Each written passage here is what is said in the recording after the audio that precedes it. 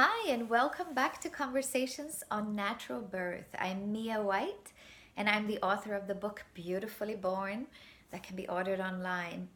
In this video, we are continuing the conversation about stage one of labor. When we've actually identified that we are in active labor, the baby is about to come, and we've talked about already what could be false labor or pre-labor or Braxton Hicks, and how to determine that we are actually in this stage one. Now, the stage one of labor can last a long time for some women. It could be hours, and it's important to know how to approach this time so that we have energy left for when the more intense parts of labor come and the pushing phase comes. So let's think about this phase in two different ways. One, if you are able to rest, it's really good. If there is any phase of labor where you can rest it, this is the one. This is the one where maybe you'll be able to still sleep or nap in between contractions, or just find rest for your body where you relax in your bed.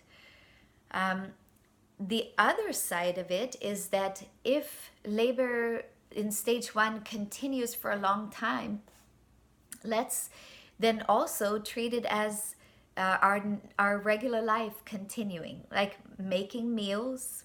We can do that in between contractions, folding laundry, baking cookies for your midwife, whatever that looks like for you.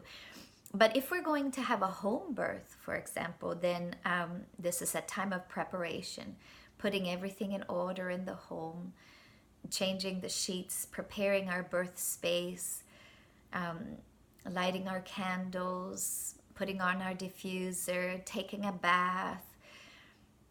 There are times when women stay in the stage one very short time.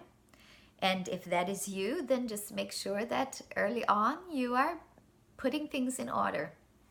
But for those of us who may take longer in this stage, just think about it as a stage where we can either rest or keep doing life as normal. Just don't go to the shopping mall or to the amusement park. Like, stay around home and make sure that your midwife or the hospital know that you are actually in active labor at this time.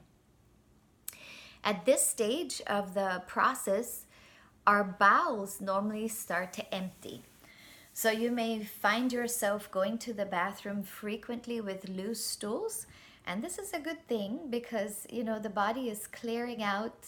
I prefer that it clears out before the pushing phase so that when the baby comes out, there's not much left in there. Also, it's really important to stay hydrated. So we drink a lot of water, even if it means we have to go to the bathroom frequently. Let's drink, let's hydrate.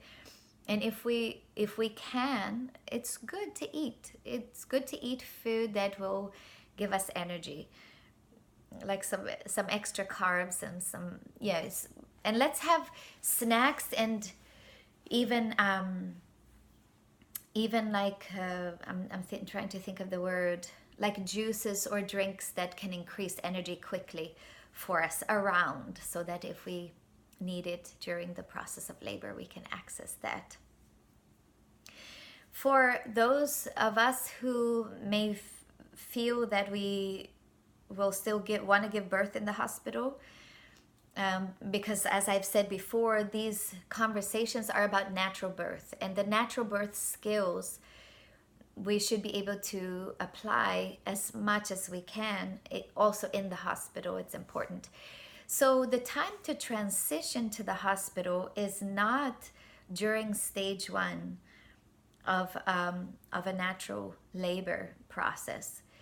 And stay home as long as you possibly can.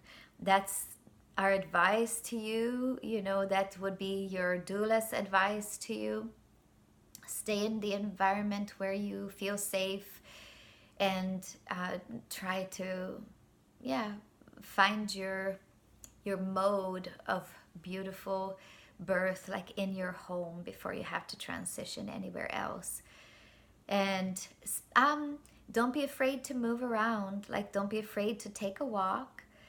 Don't be afraid to, like we have said, during contractions, also staying very fluid and mobile and active, practicing your skills.